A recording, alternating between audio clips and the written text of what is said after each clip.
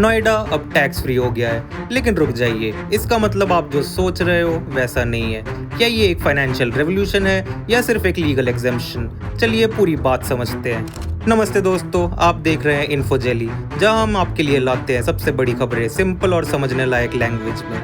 आज बात करेंगे एक ऐसे डिसीजन की जिसका असर होगा नोएडा के लोगों, बिजनेसेस और पूरे शहर के फ्यूचर पर। 17 जुलाई 2025 को सीबीडीटी यानी central board of direct taxes ने एक ऑफिशियल नोटिफिकेशन निकाला, जिसमें कहा गया कि नोएडा अब अपने नॉन कमर्शियल यानी नॉन बिजनेस इनकम पर टैक्स नहीं देगा। ये एग्जेम्पशन इनकम टैक्स एक्ट के सेक्शन 1046A के अंडर दिया गया है। इसका मतलब रोड, पार्क्स, हाउसिंग या स्वेज सिस्टम जैसे सिविक सर्विसेज से जो इनकम मिलती है उस पर अब बिल्कुल भी इनकम टैक्स नहीं लगेगा।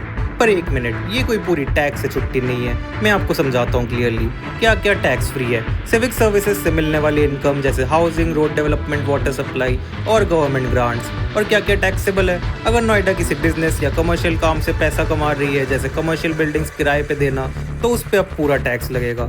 सीधी सी बात, गवर्नेंस या पब्लिक सर्विस वाली इनकम टैक्स फ्री है, बिजनेस वाली नहीं।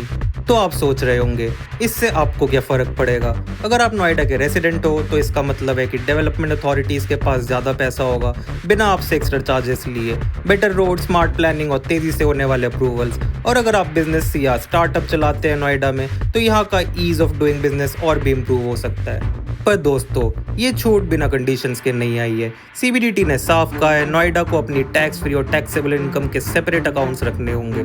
अगर ऐसा नहीं हुआ तो एग्जेम्पशन कैंसिल भी हो सकता है। यानी ट्रांसपेरेंसी जरूरी है, वरना टैक्स छूट का कोई फायदा नहीं मिलेगा।